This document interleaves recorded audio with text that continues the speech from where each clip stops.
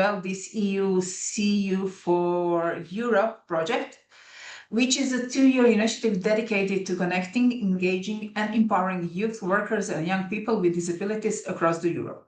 Rooted in collaboration and participation, this project aims to create stronger links between young Europeans and the institution, ensuring that young people's voices are heard and reflected in the policies that shape their future. Many times you can hear that the youth are our future. This is not only true entirely because the youth is our present as well. So we are really happy that we can be involved in the work with youth people here in Croatia and across the Europe.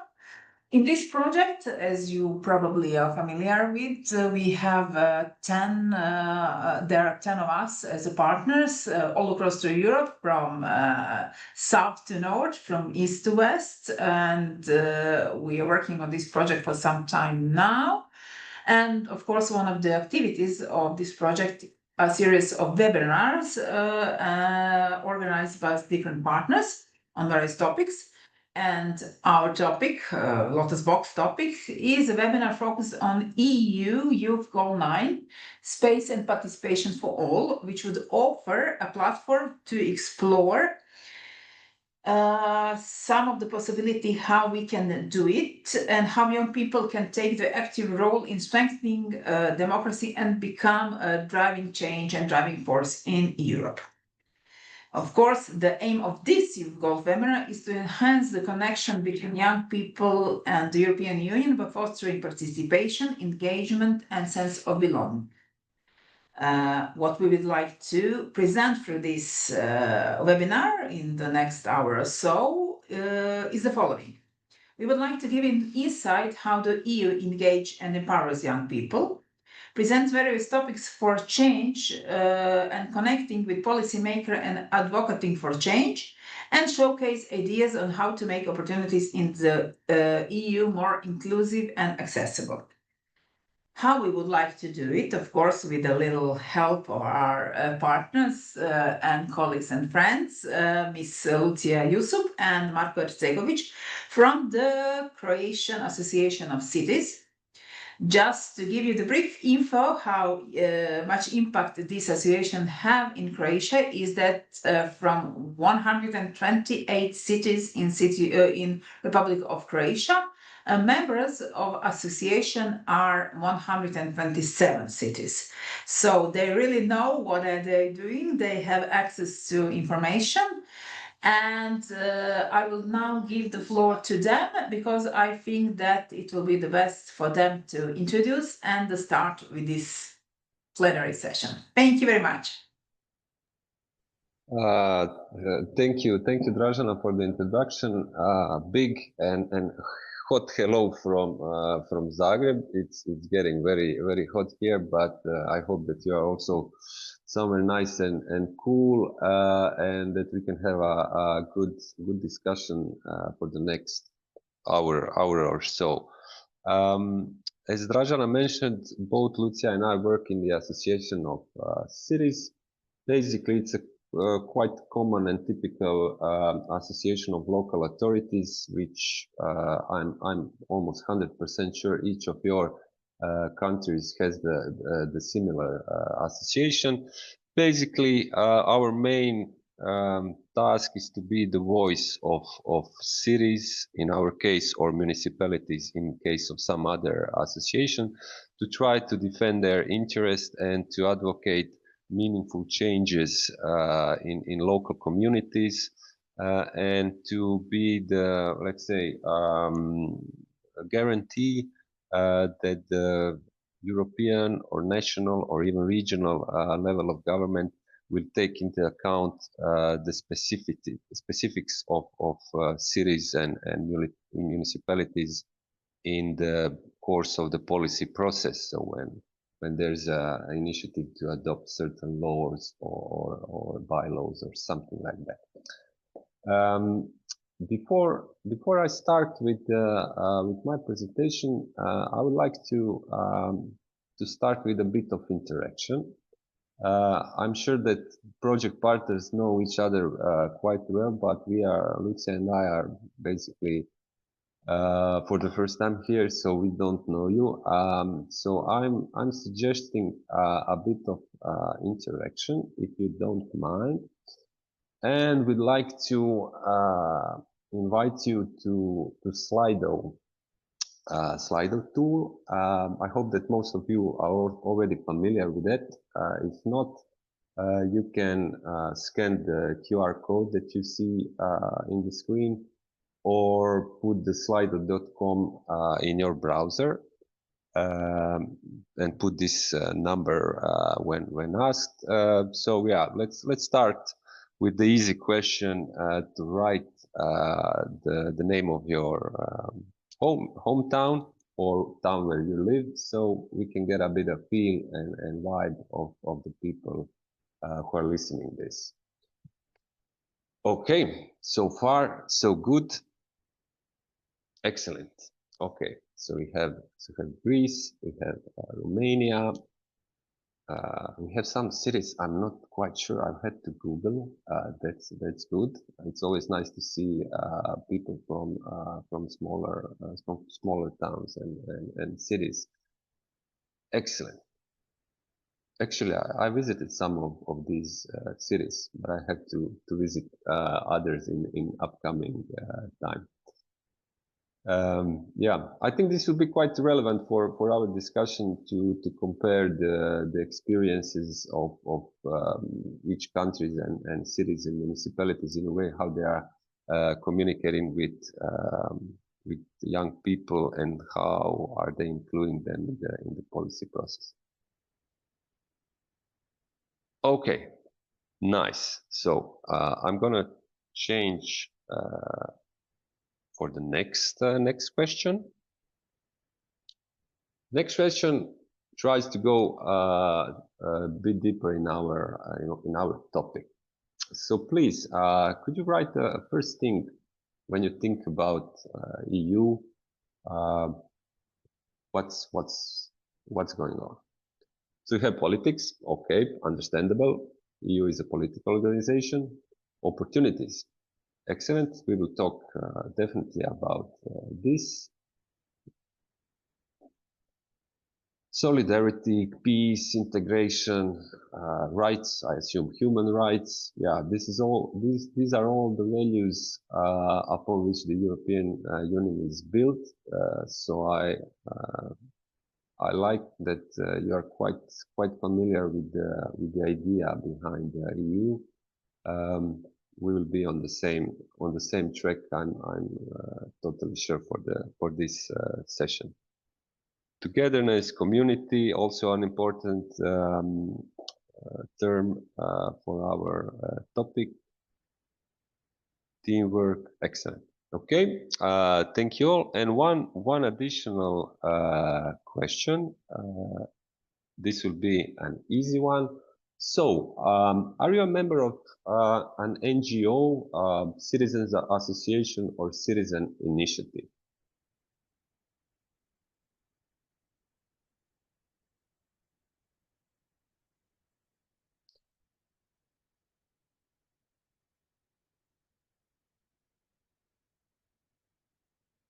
Ha. I was wondering if I put this option, maybe not sure whether somebody will answer it, but it seems that okay, almost 20% of you. So okay, you gotta check out after this session and see what's going on, because this subtopic, let's say, of NGO membership is also one that will be tackled in our discussion. Yeah. Okay. So most of you, almost three quarters, are members of NGOs. So you're quite familiar with, I assume, quite familiar with the idea behind the civic organization, the civic sector, and the activities they are usually, focused on. It would be easier for me to try and explain certain aspects of participation. Okay, thank you so much for participating in this short survey. We will have another round later, but for now, this is this will be enough. I'll change my presentation and start with my topic. Okay, so as Rajana mentioned, we will talk about the possibilities and options, how the EU engages its citizens, especially young people. Before going into presentation, I can only say I just want to say a few words about myself.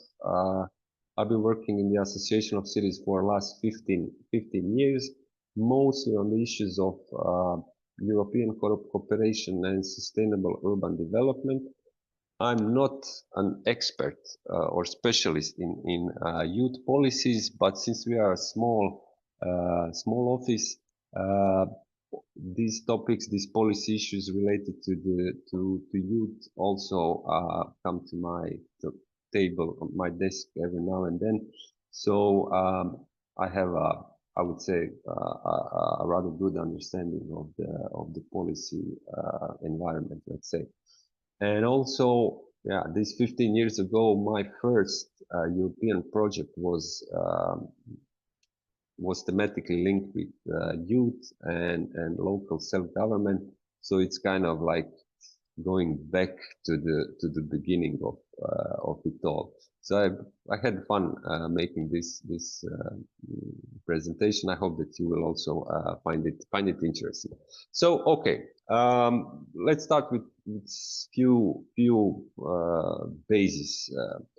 The first basis is democracy isn't just voting. It's not just election. Usually, when we talk about election, we are thinking about representative democracy. But we have advanced a bit further from this, quite narrow definition, and now consider dialogue and participation a crucial part of the democracy.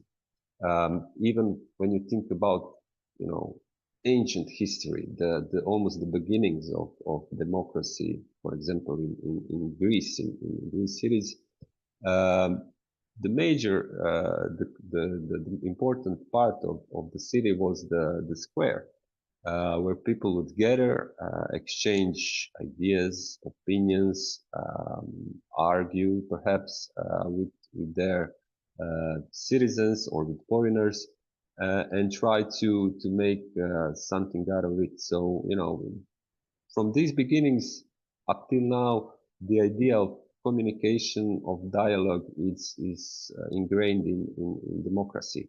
So when we talk about this topic of engagement, it shouldn't be surprising to consider an open discussion and open dialogue a necessary pre-requirement for democracy.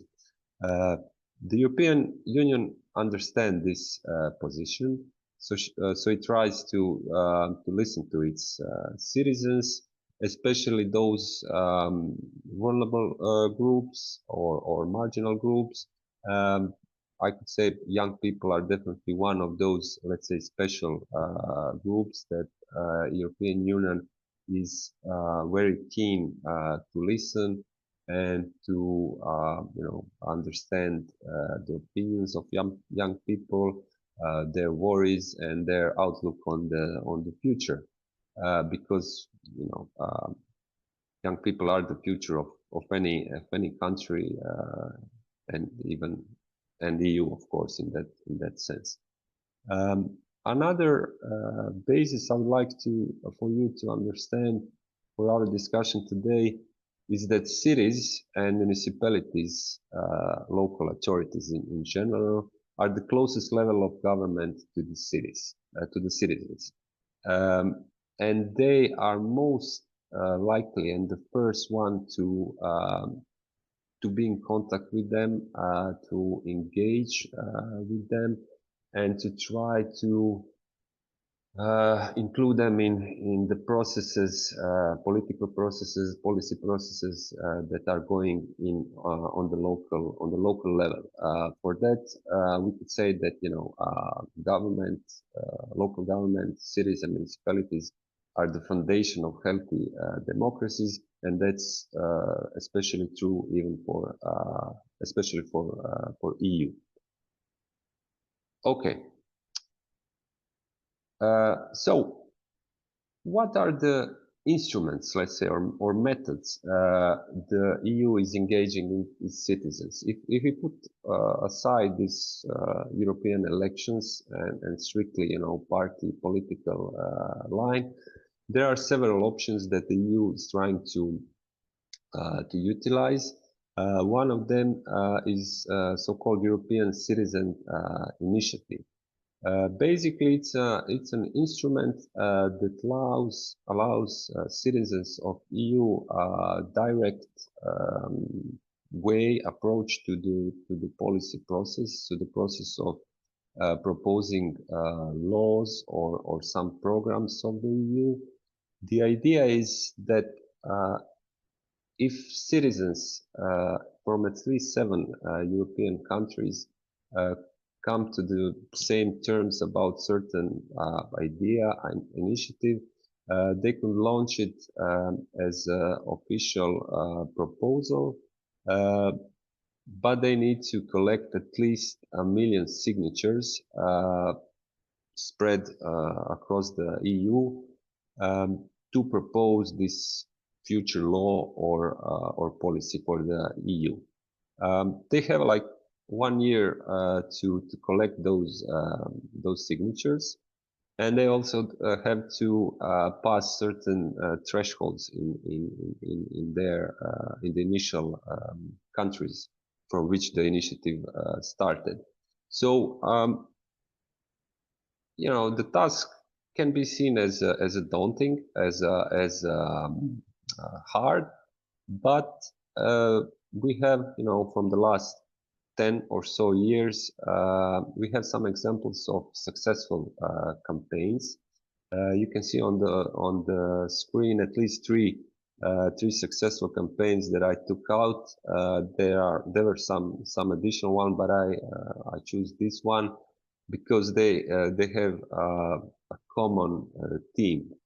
So Right to the Water, the first successful campaign aimed to make sure that the European waters are clean and the sanitation is a human right across the Europe. The other two also have, let's say, a strong environmental theme and topic. So basically, we can conclude that this initiative, European Citizen Initiative, is especially successful when tackling the environmental or ecological issues. It seems that European citizens are most likely to agree on those proposals that affect our environment.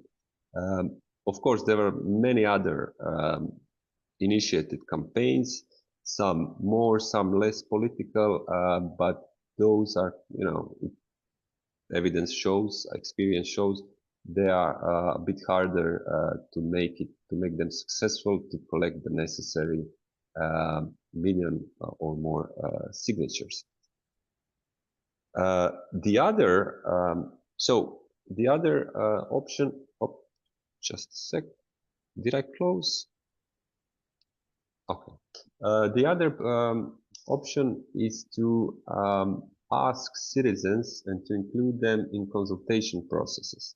So once when the European Commission has a law proposal, they put it online and they ask citizens their opinion.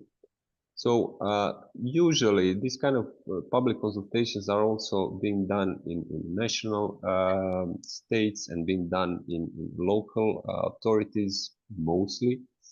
Some make it better, some make it a bit less good, but the idea is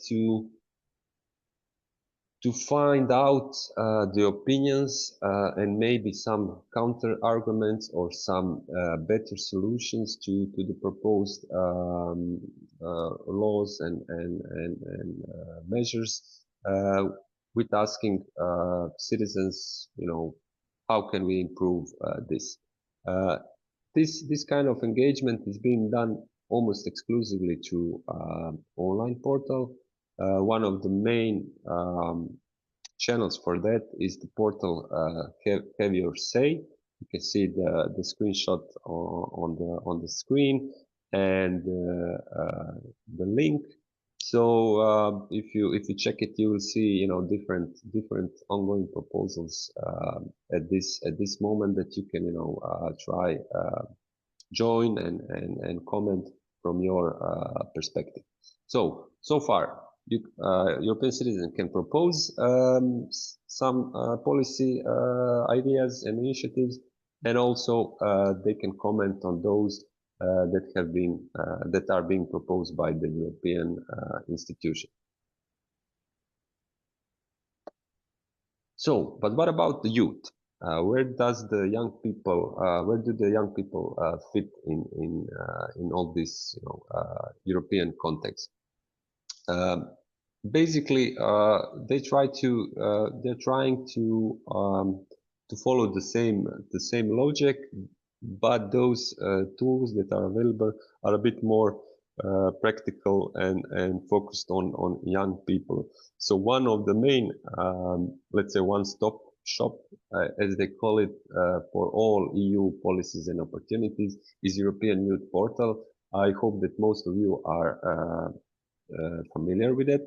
Basically, it's a nice web page where you can find various information that could be of interest for young people. So you can check what does the Erasmus Plus program offer, maybe to study somewhere abroad or to enlist in some internship. You can also volunteer in the European Solidarity Corps. There are also listings of possible job opportunities for young people, and of course you can travel using the Discover EU program, which allows you to travel more accessibly throughout the Europe and meet your colleagues and friends from other countries. Youth.Europe.eu is the place to check it out if you haven't been familiar with it so far. Another interesting method is a so-called organized process where young people communicate directly with European decision makers, meaning European politicians or European officials working in the European institutions, and also public servants that are included in decision making. It's a bit more organized process. So basically, usually young people participate through NGOs and their national contact points, so to speak, and they get involved in specific political campaigns and political process that are being tackled on certain issues. All this has been already, set in the European Youth Strategy that's valid for the next 2 years. And the idea of this process is, of course, to connect youth with the European Union and to engage them, and of course to empower them, from the experience and knowledge and skills that they acquire through this process. Each youth dialogue has its own team that changes every 2 years. The current team is Youth Goal number 1, connecting EU with youth. So it's kind of the main team we are also that you are also doing to this project. Similar format of engagement is EU local dialogues. Basically, those are dialogues with citizens that are being conducted by politicians already involved in some European institutions. For example, European Committee of the Region, which is an advisory body of the EU that gathers almost 350 mayors and councillors from all over the EU. This tool offers those people, those politicians, to organize, sorry, to organize events in their local communities on topics that are of immediate interest for the people. A lot of those EU dialogues, local dialogues, are being focused on youth and young people, and on these events they can, of course, interact and meet those politicians and discuss the important topics that are being, on the policy agenda of EU. Another format is European Parliament.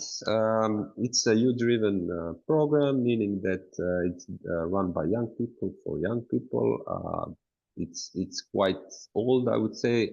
Started in the late 80s, and basically this forum provides youth, young people, a way to develop and express their opinions on political or social issues. It promotes intercultural dialogue and exchange by sharing ideas, opinions, and practices. Participating in this kind of European multicultural exchange definitely affects and gives you opportunity to develop your skills through non-formal and peer activities. Another important topic or aspect of youth engagement when we talk about the EU is membership and participating in NGO activities. As we saw earlier, 3/4 of you, 74% of you are already doing this. So I won't, preach the choir on this issue. I assume that most of you already have experience with some other EU projects, some collaboration with other NGOs from other countries that you took, at some moment, some training, exchange, or volunteering in your association. NGOs, as a part of the civil sector, are very important actors for advocating change, especially in social and environmental issues, as we saw in a few slides earlier. And it's kind of a bridge between young people and the EU. Yeah, I also in my young time had some experience. This picture, this photo on the right, the guy holding this banner, yeah, that's younger me, some 20 years ago. This was also a civic initiative in city of Zagreb that's been focused on how to improve the planning of public space, the use of public resource in the city, and generally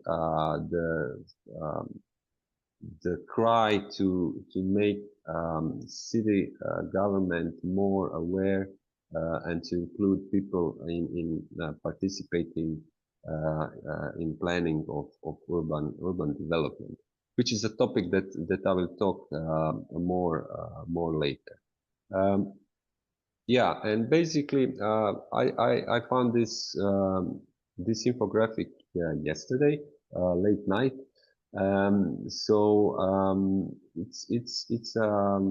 data from the barometer from the survey conducted by the European Parliament, targeting young people 16 to 30 years old on certain aspects of political participation and civic participation. So it's quite, there are some very interesting data. If you are interested in full report, you can check this QR code at the upper corner. For me, it's interesting because it's totally different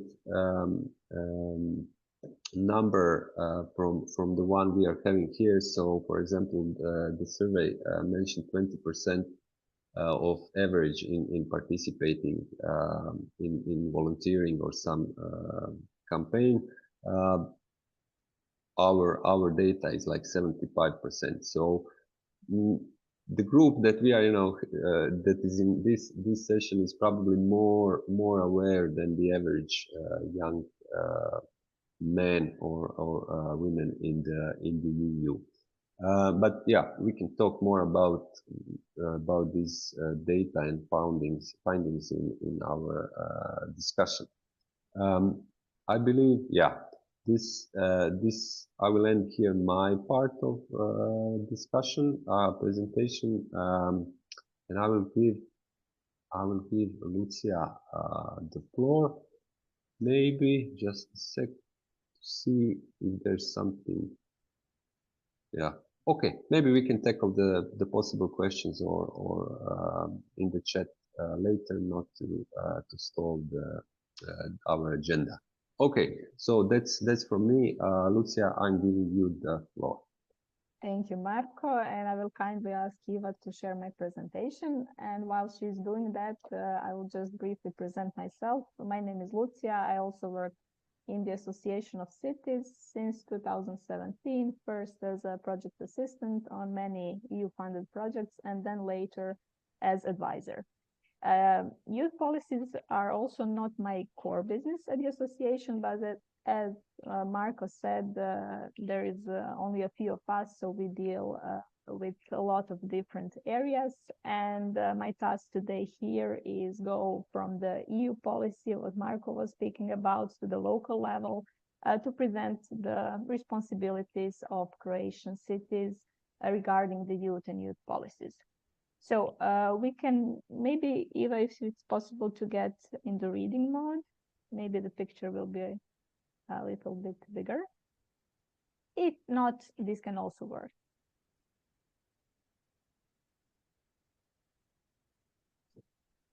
You can also zoom it if it helps.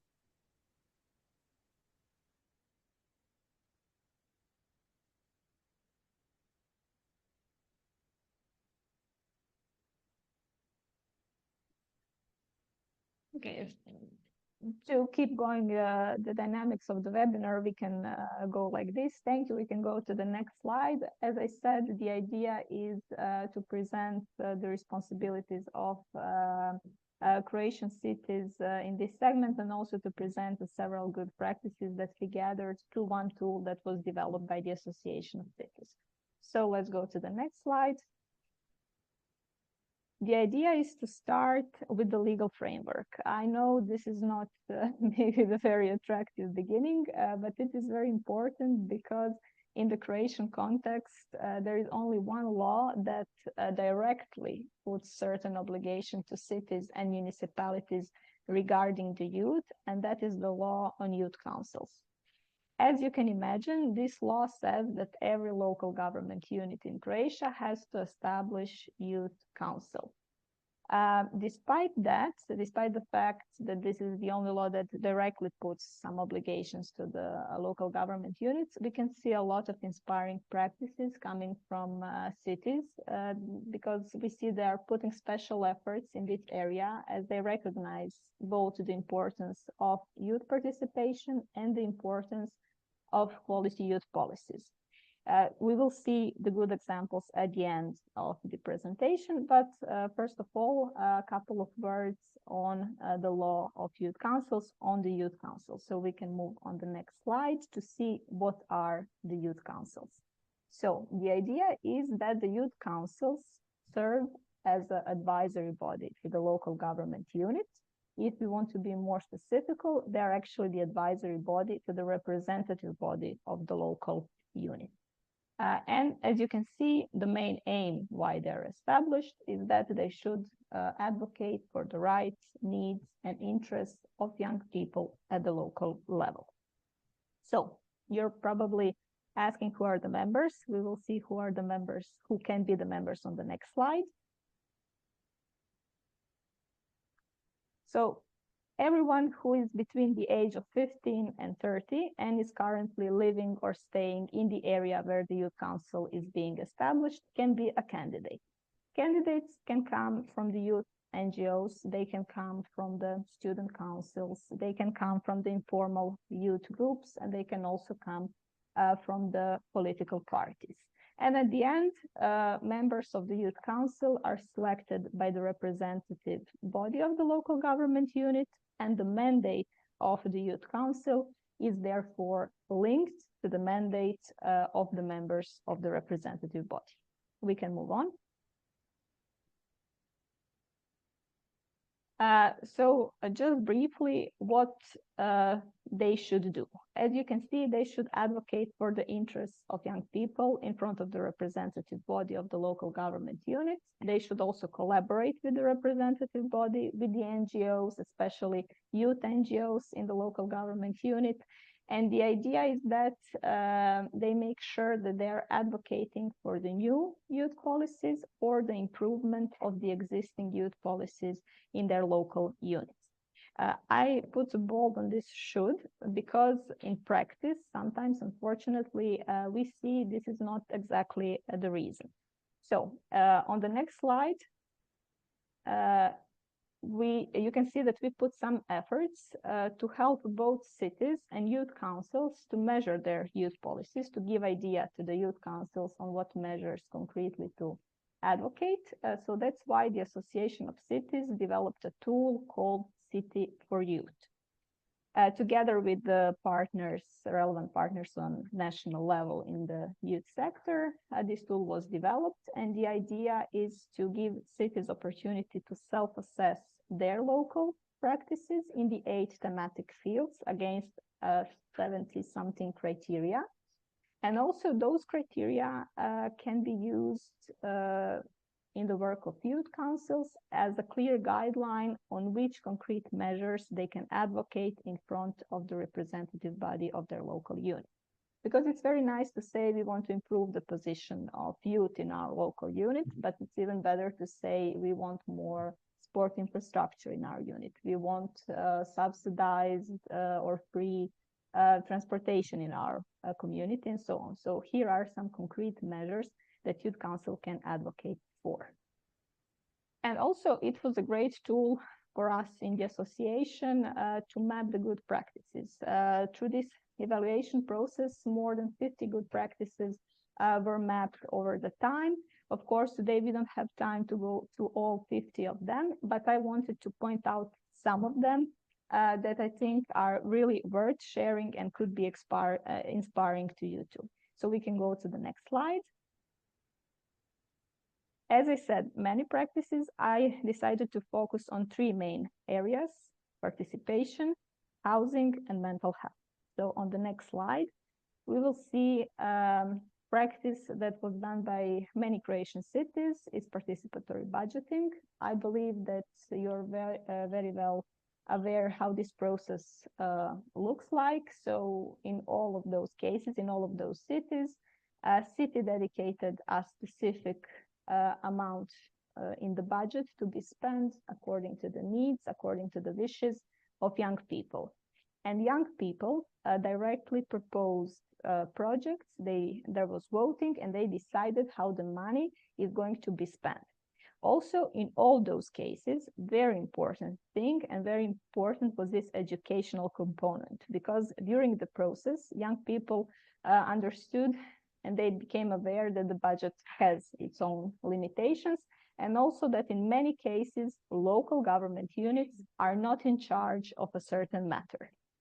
On the next slide, you will see a couple of more forms how cities try to boost youth participation using some simple, but I would say effective tools. So, for example, in the city of Novska, they organized breakfast with the mayor. It was the breakfast with the mayor and representatives of the local youth NGOs. On one side, mayor presented how and what are they trying to do in their local community, and they got feedback from the representatives of the youth NGO. Then in the city Rovinj, they used a very simple method, putting communication boxes in the schools, in high schools, because they wanted to get feedback on certain matters from the students. And this is a good method for those who are maybe shy and not ready to speak in front of the mayor or the public administration, but they want to give their opinion on certain things. Merhaba. And one of my favorite practices Hangover shot var mı? in the city Hangover. of Križevci. The one happening in the city of Križevci, on the initiative of the youth council there, city administration decided to organize a hackathon.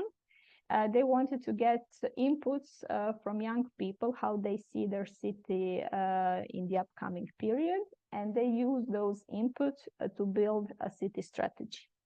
And also, educational component was also here present, because they also explained what is the city strategy, what are they trying to do. They also presented their youth program there, and together with the young citizens, they were learning mutually and exchanging views and ideas. And at the end, the result was that some of those ideas from that hackathon became part of the city strategy.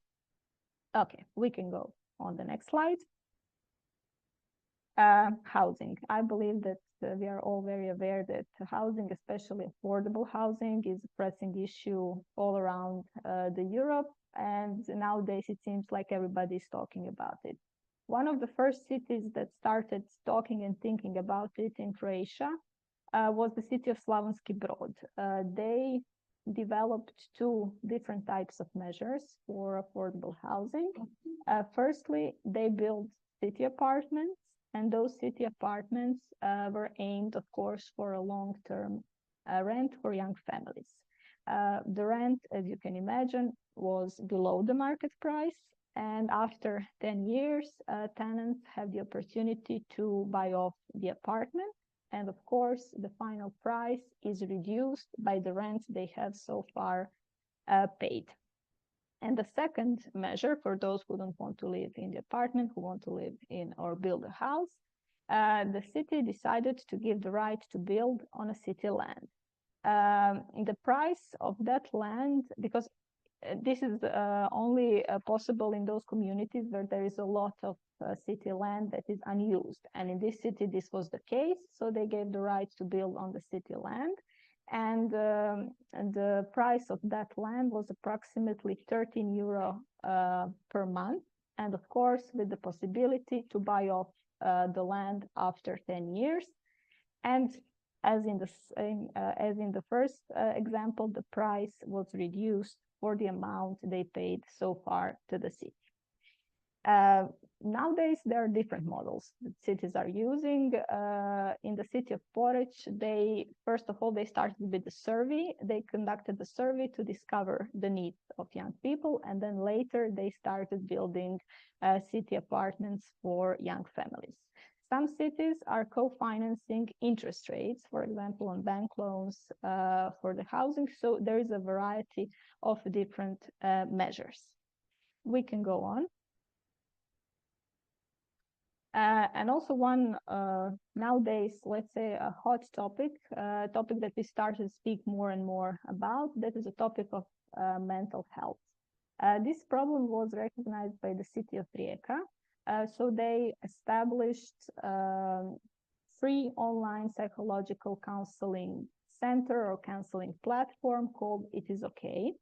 But this idea did not come from the sky. First of all, they conducted the research on mental health, and the results showed that many young people are encountering difficulties, but they're not willing to ask for help because A, they are ashamed, and B, they don't have enough money to pay for the counseling. So that's why they decided to form a pool of experts for mental health and connect those experts through this online platform with the young people who are in need. And this platform is free, it's anonymous, and questions are responded within 1 week. So I think this is a great example how is the city actually through the pool of experts providing citizens with a certain public service. And I also think that this model can be replicated in some other areas. For example, for young entrepreneurs, you can have a platform where on one side you will have young people with the questions, on the other side you will have experts providing them with the answers, and so on. We can go on.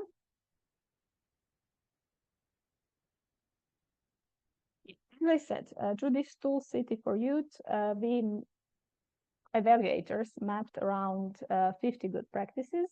Those practices are available at our official website. You can reach it by scanning the QR code. Okay, truth to be told, this is in Croatian, but I believe that nowadays with all those smart tools and AI tools, you will be able to translate them. But if you need help in any of those stages, feel free to contact. And we can go to the next and I believe last slide. Yeah, now it's a good time if you have any question or if you would like to share any good and inspiring practices from your local units, now is the right time to do so. So, Marco, if you want to maybe add something to this, maybe it would be a good icebreaker. Yeah, those I love those unexpected questions from your colleagues, you know, when they need something, you know, to cover them. If something crosses your mind, if not, we can continue with your part on the participatory planning of the space. Well, basically, I mean, you gave a good introduction to the importance and let's say the role of local authorities when engaging young people. So I think it's a good it was a good introduction in my presentation, which will focus more on this aspect of space. What does cities do to make city spaces, public spaces more open, more inclusive, and how the citizens can participate in those processes. So let's. Thank you. Okay. Yeah, in that case, just I'm giving the floor back to you, and thank you once again for the attention. Marco, here you go. Thank you, Lucia. As you, yeah, just a sec for me to share. I'm starting again a new bit survey. So please rate the following statement. In my town, there are plenty of public spaces where I can meet and hang out with my friends. If you think this is totally false statement, rate it with 1. If you think it's totally true, make it 5. If you think it's somewhere in between, 3 or something else. So I just want to get a feeling on your perception of your town and its public places. So yeah, mostly okay. We are in some middle, which is kind of expected because neither city is totally perfect when talking about public places, but there are some examples and cities that are doing really good things in this area. So okay, the score is 3.3, not bad. Okay, let's go with the next question. The next question goes more into detail with youth places. So, are you familiar with a youth-friendly place in your town? For example, a youth club, info shop, library, or even a squat. If you are, you can the options available. Yes, I go there. Yes, but I've never been there. You are not familiar with them, but you didn't look anyway, so maybe there is. Or sadly, there is no such place. Your town obviously don't care about young people, which I sincerely hope it's not the fact. It's not true.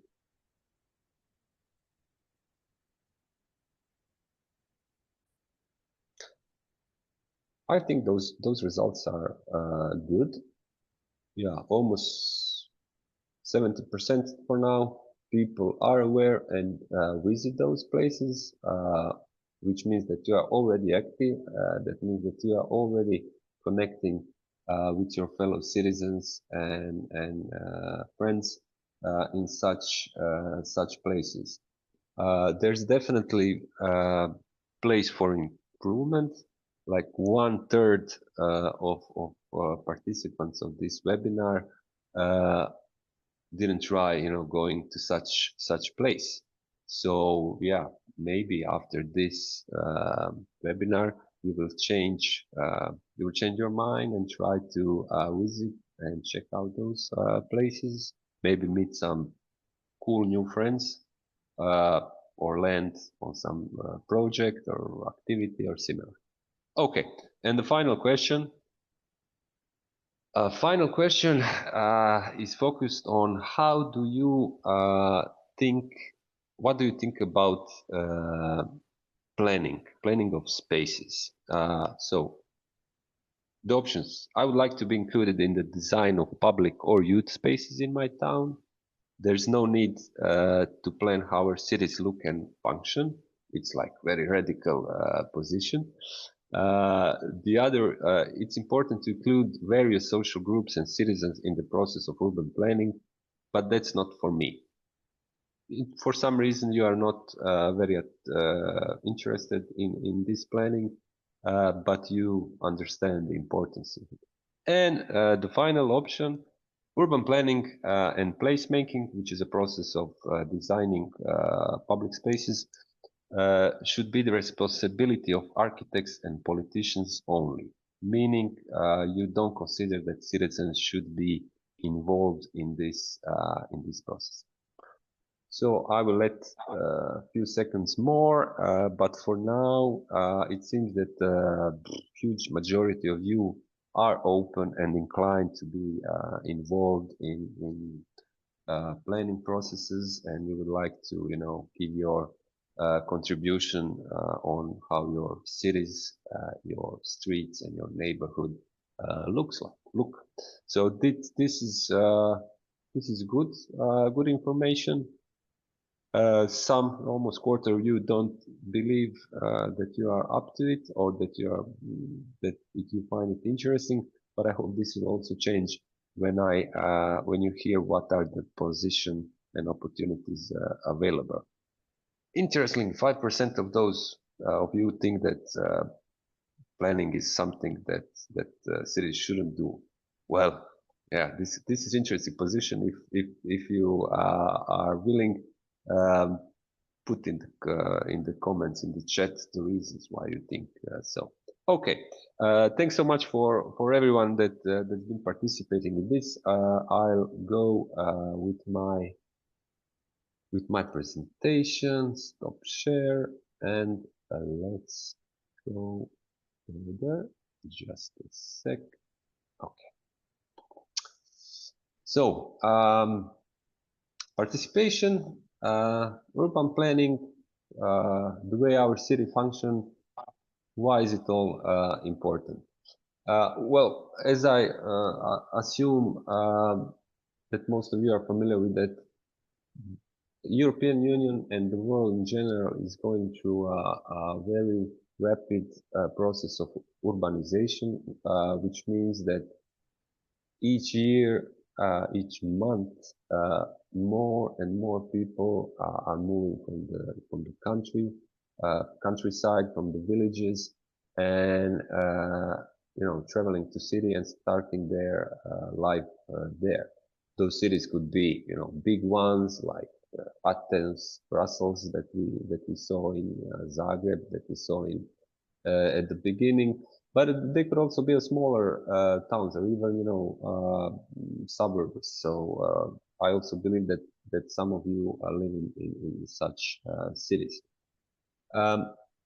You can see in this picture the photo. I took it last week on a conference in Krakow. It has a statement of Jane Jacobs, which is a very famous American urbanist and activist for urban justice, which basically captures the idea and the message behind participatory urban planning. And it says that cities can make fantastic results and make fantastic public places and ensure the quality of life in cities only when they are created by everybody, meaning when the city government and the professionals and the architects and urbanists include various different social groups and citizens and try together with them to make a plan on how to make our cities better. So as you see, this is the idea behind participatory planning, jointly designing spaces around us. But when we talk about what kind of spaces we like or we should try to make, those are inclusive spaces. So spaces that are safe, accessible, and comfortable for everyone in the city, regardless of age, gender, your abilities, culture, various preferences, identity, and so on. Usually when we talk about public spaces, those spaces that the cities are trying to plan, we talk about parks, squares, schoolyard, public transportation, streets, and so on. How can city or even professionals like urbanists or even some NGOs who are into this topic, how can they what methods are there at their disposal to try and foster participatory urbanism? The first one, which is kind of obvious, are the surveys and interviews. Basically, this is quite straightforward methodology where you directly ask people what they need and what kind of public spaces would they like to see in their cities.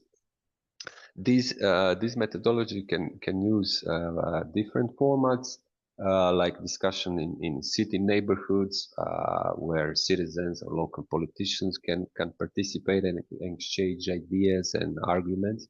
Those can be also round tables on certain topics and with speakers from relevant NGOs or civic initiatives, or they can be field discussions and field surveys. For example, this in the photo, this is one project called Zagreb for Me, which was a participatory planning project in collaboration with Faculty of Architecture in Zagreb, where students and professors went throughout the city and interviewed citizens.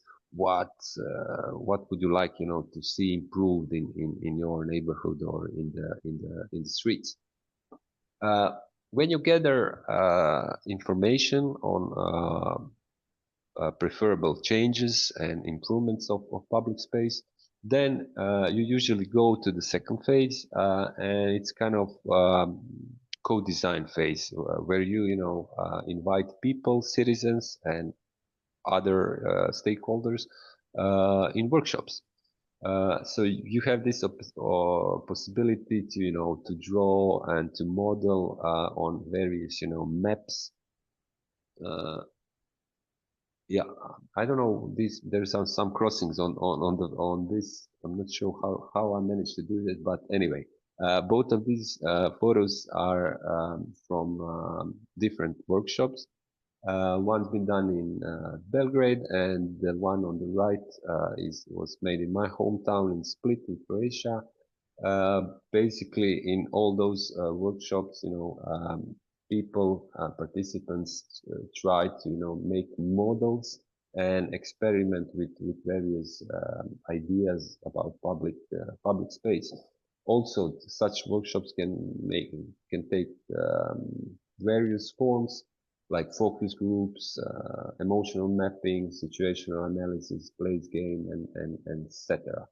Also, one of those interesting are workshops. Basically, it's how to say, it's a workshop but mobile, where you go outside, where you walk around, your neighborhood or street, and you try, to identify places where you see that they need to be improved in some way. So after this walk, we go back to a room and start to play with the ideas.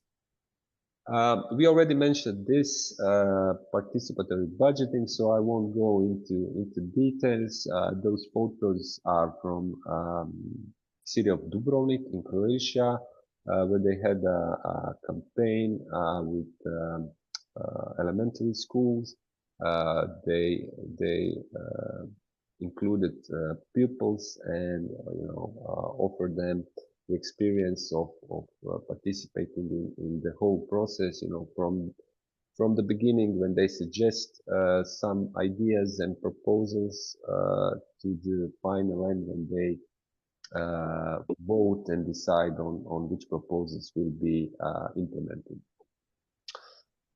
When we talk about the tools which enables you to make these processes easier, we live in digital age, so there's a plethora of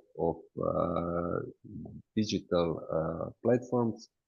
They can take forms in like online forums, websites, various apps for your mobile phones. So you can see one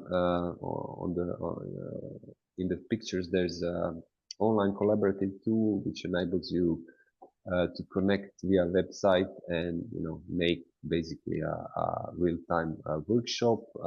This was very crucial during the COVID time, and I see a lot of these tools being used still now and improved and so on. The other is Reykjavik portal, for example. It's a portal being run by the city of Reykjavik, which allows people to suggest and propose projects, improvements in their cities, and other citizens can vote. A lot of cities are experimenting with this kind of tool. Also, one bit more technical, being used by architects and urbanists and people, professionals in geography, urban geography, is GIS. Basically, it's a technology that allows you to combine and analyze spatial and other data, socioeconomic data, or environmental data, and so on, and you combine them in this tool, so you can get some pretty interesting findings that allows you to reconsider the possible interventions, possible projects in your city, and also to find some patterns that you weren't aware before. Also, but digital is good, but after all, when we talk about urban spaces, we're talking about physical area, physical space. So usually this kind of methodologies, participatory methodologies use some kind of physical interventions. They are usually understood under the name tactical urbanism, which means temporary or semi-permanent installations or interventions in space that simulate future changes and that allows you to test certain ideas before, really implementing them into city policy and city programs and measures. So such examples can be, various interventions in space, like parklets. If you don't know what parklet is, it's a left photo. Basically, you take a few parking slots in the street, and you make that space into a public space. Usually you can sit or relax or even make a small garden. This is from the city of Poreč, and it's whether you believe it or not, the first such parklet in Croatia. Other countries are, I would say, much more experienced in that. For example, Austria have, they've been experimenting with this kind of intervention for some time.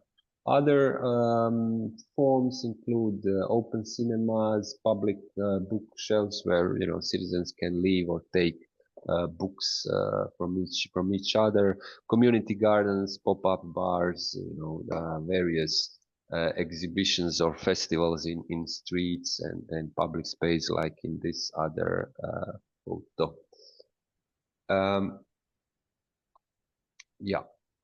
So just two short case studies from Croatia. One is Project Living Streets with a partner from city of Zadar. The idea behind this project was to revitalize the neglected city area near the city centers. They started this process of revitalization with a community festival called Art Quart. It's been going on for some years until now. The last one was like 2 weeks ago, and basically they try those ideas that I mentioned before and implemented them in real time. So they organize lounging spaces for discussion. They had various workshops and organized concerts and live music. Important for this is all this didn't happen and couldn't happen before this intervention, because this neglected area of the city was mostly used as a parking space, and people didn't have any need to go there beside parking their car. Now with all this intervention, the neighborhood started to be lively, and you can say after all these years, this festival started to be so almost a tradition, with the perspective to go and to continue on. In parallel with this, this area has abandoned old military barracks that's been transformed into multifunctional urban youth center last year. It's been done with the help of EU funding, of course, and it proves as one of the biggest such youth places in Croatia. Almost 4,500 square meters with leisure area, halls and offices for NGO, co-working area, youth counseling center, which is kind of similar with what Lucia mentioned about the activities on health issues that Croatian cities are doing. And also it has a public library, especially focused on youth literature and young people. Other project is Urbac project Regen, basically a network of cities from various EU countries focused on urban development and social inclusion. The idea behind this project is to include school students and to include them in process of making abandoned public areas into urban sport hubs. They are also using various formats that have been already mentioned: tactical urbanism, inclusion of green and gender criteria in architecture, hackathons, and so on. So I'm going to end my presentation. Some key messages. There are many opportunities to be engaged in the EU level, and you can also participate in shaping the space around you, urban space around you, to make such spaces inclusive. This could only be done by a collective action, by including various groups and their perspectives and their needs. So if I can send a message to you, explore the options that are available. Try to join certain activities that you find appealing or interesting, and share your experience and information that you have, basically with your friends, family, and so on. And to finally conclude, I would like to share with you a quote of one of my favorite architects. It's Italian architect Giancarlo De Carlo, who said, "Architecture is too important to be left to architects." We could understand architecture in this sense as urbanism. So basically, all this that we were talking, it's just too important for you to not be included. You also have, everybody of us have a responsibility, to get involved and to try to make our cities and EU, of course, a better place for everyone.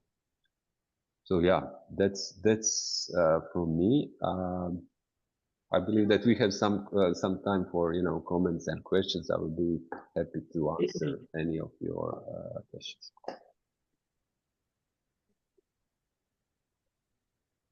So thank you, Marco. Thank you, Lucia. Is anybody would like to pose a question? Hi everyone, I would just like to say thank you for amazing presentation, and I would also be happy to see how your future work will continue. And thank you for all the information today. Thank you. I can tell that Alina as well raised a hand. Do you have a question, Alina? Yes, thank you.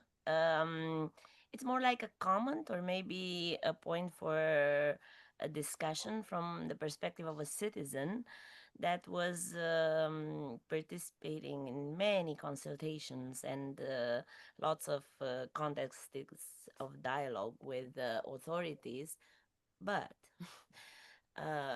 sometimes, often, at least in my case, I don't want to generalize, you feel somehow not as important as presented by the public authority prior to getting you in this process. And then at the end, you just feel like being only a number in a table or somebody that checked some phases of the legal public consultation process. How, I don't want to formulate a precise question, but maybe is it something that happens often, or it's only me that I was involved in the wrong places with the wrong people?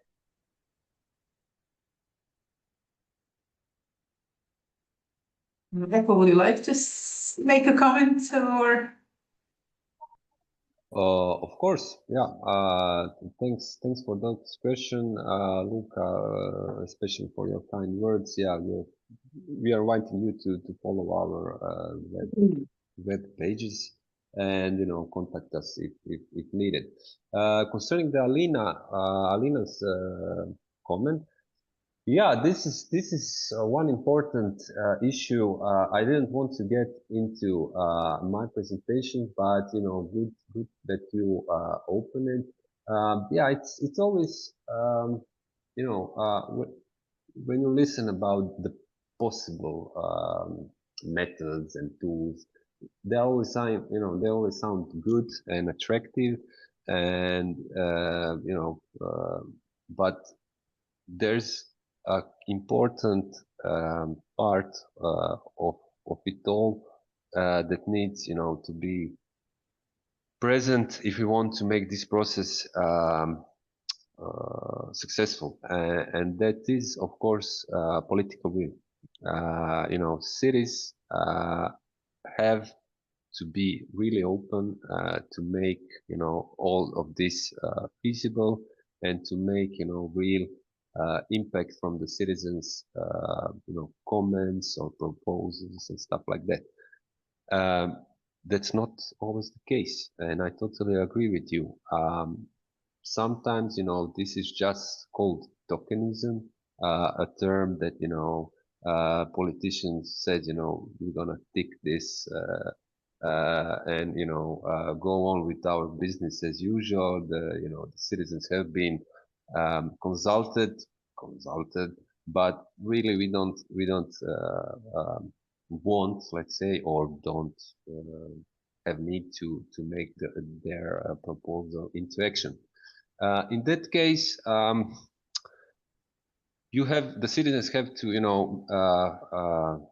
push up their game, level up their game, and then we're talking about some other methods, usually that falls under the name direct action.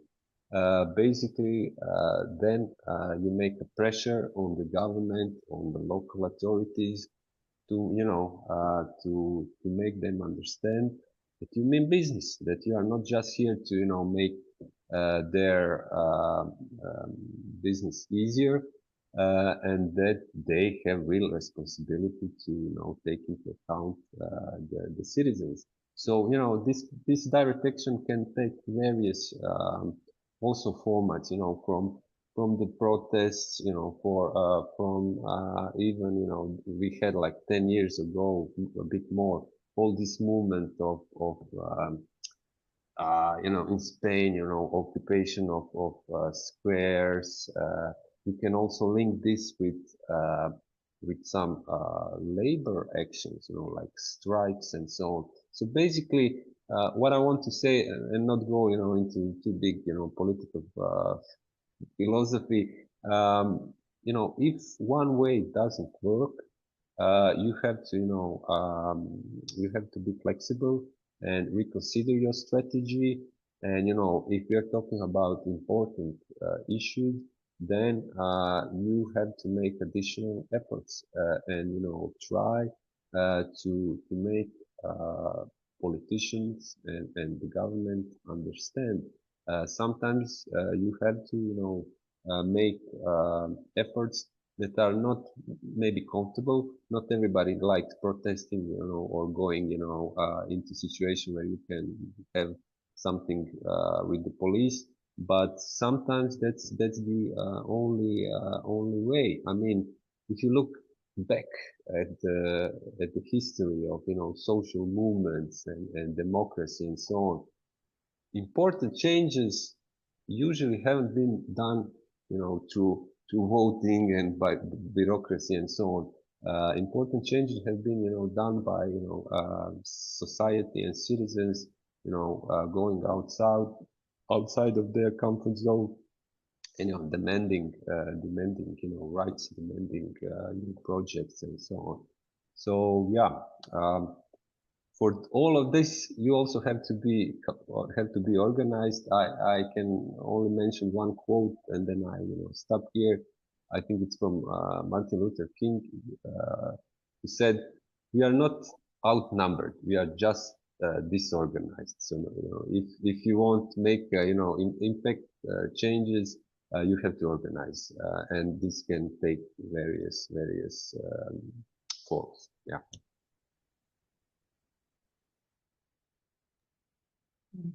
Thank you, Marco. Now Teresa is waiting patiently. Yes, So- thank you very much to all of you, Lotus Box, for this very insightful webinar. I think on behalf of all the consortium, I can say that this has been a very engaging in terms of content. Really, Marco, Lucia, thank you very much for all the very detailed examples that you have been showing from many, not only Croatian cities. Really, I was familiar with the one in Iceland, indeed, and now that Marco, you mentioned the Spanish case. We had a lot of practical examples that took place in the last decade, so very powerful.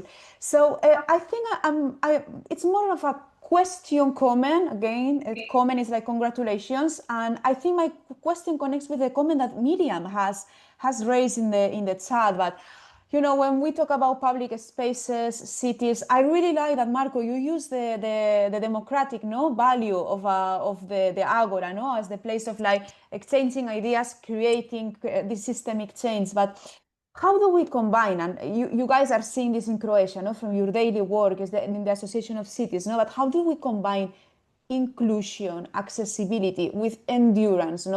We talk about creating accessible cities, inclusive spaces for youngsters. I'm reading Miriam's comment, like, are we including all the youngsters depending on where they are based, all these layers of inclusion, and that some of them experience. So how do we create inclusive spaces that last during the time? Because it's not only having these conversations, and I'm connecting with Alina, it's not only like time to time, including everyone in the public space, like trying to create a project that works, but how do we sustain this? And Lucia, I think you mentioned like scalability, replicating ideas. So how do we make this like kind of like powerful triangle work into practice? Definitely you have shown us many examples, but is there a golden rule that maybe we can apply? And again, thank you very much. And I know there are more questions, really don't want to take a lot of time.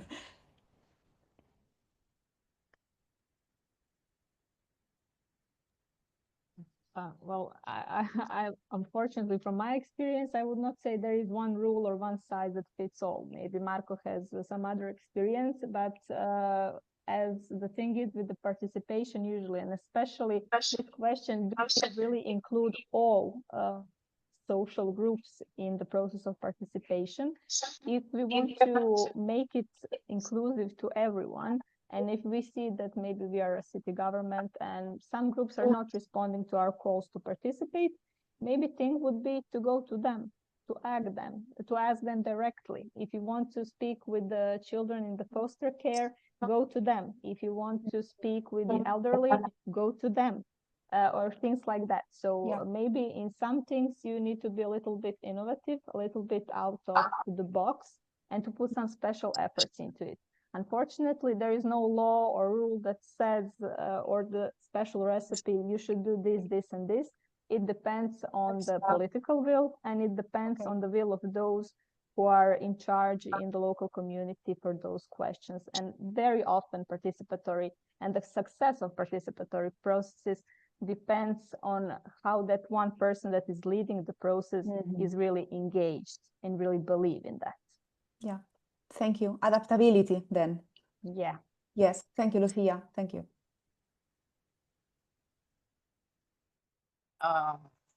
We have a question in the chat. Miriam, would you like to maybe ask it here, or you will wait for some kind of written answer? Both are okay. I thank you very much for bringing the topic of inclusion to the table, and also for being so responsive in the chat. The main question that I had is related again to the question of inclusion, and especially young people with fewer opportunities, regardless of whether they come from a poor social background, or they are foster children, or they don't necessarily have language skills due to migration patterns, etc.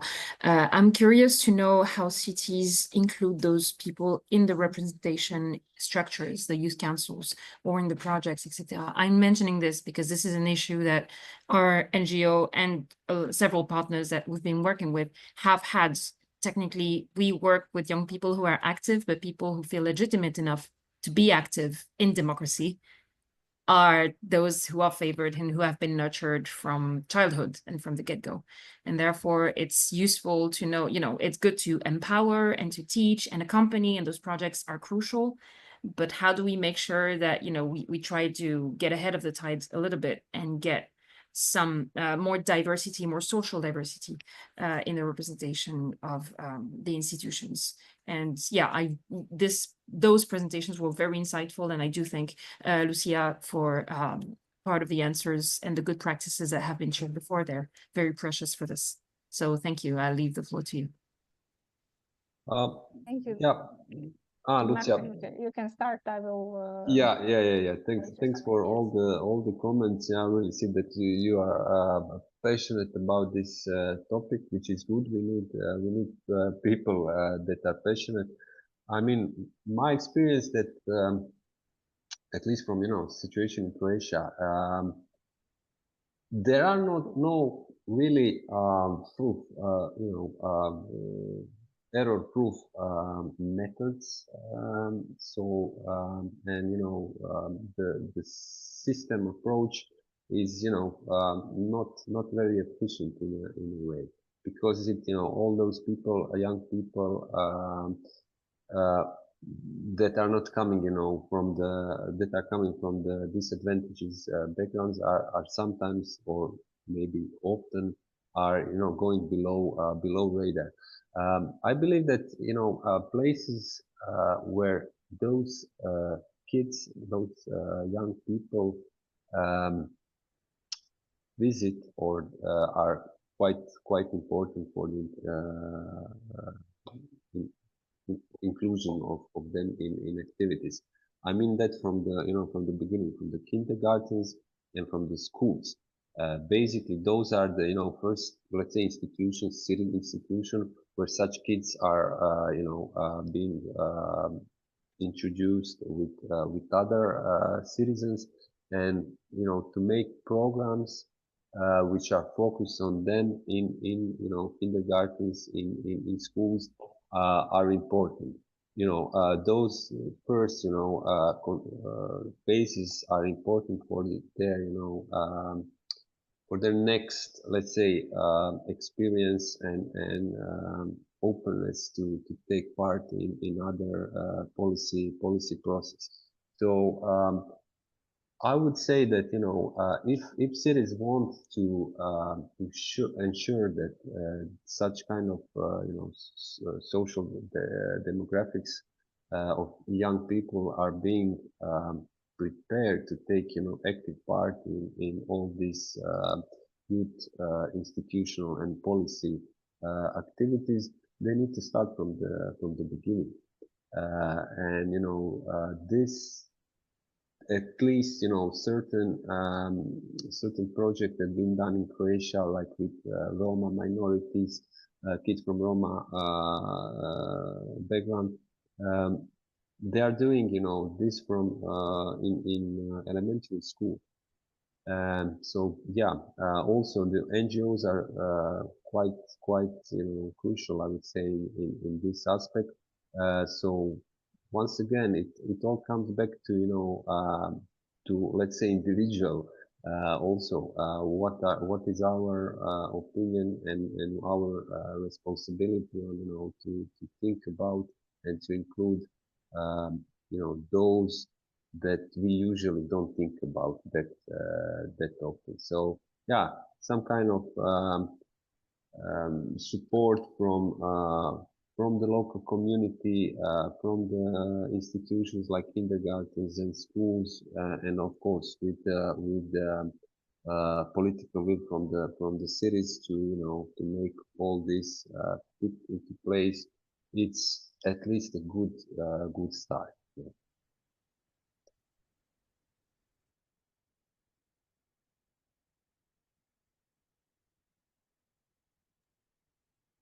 Lucia, do you have something to add?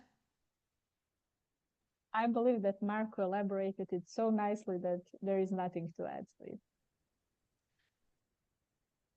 So now we are in our hour and a half of our webinar. Thank you all for your patience and time. Maybe just like food for thought, two examples, one from Zagreb, one from Velika Gorica. One example is top-down and the other is bottom-up. The first one, 2-3 years ago, in the school curriculum, it was introduced a topic called school and community, called SHE's, but something like a freak out, roughly translated in English. The kids in the school who take this is not obligatory in the schools who decided to have this curriculum. What they do, they discussed about different topics and later they introduced it to the city government and some of their initiatives were taken on and something is done on it. And the other thing is from the city of Velika Gorica some 10 years ago, it was a European project for the young people. And this initiative approaches to the city authority. They gave them for free some small space where they can have the youth club. And in this youth club, they develop different programs. And one of the programs was tutoring or the children who have a problem with learning and they need a tutor. It was absolutely free. And even if you don't have money, you can come there and somebody can show you how to somebody can show you math or chemistry or any other topic or subject that you have a problem with. So there are endless examples, and we are really happy that we can share some of them with you. For the end, I really would like to say from the bottom of my heart and the Lotus Box heart, thank you, Lucia, thank you, Marco, for your presentations, for your effort, for your inputs. I'm sure that some of the participants will approach you and ask you some more. Thank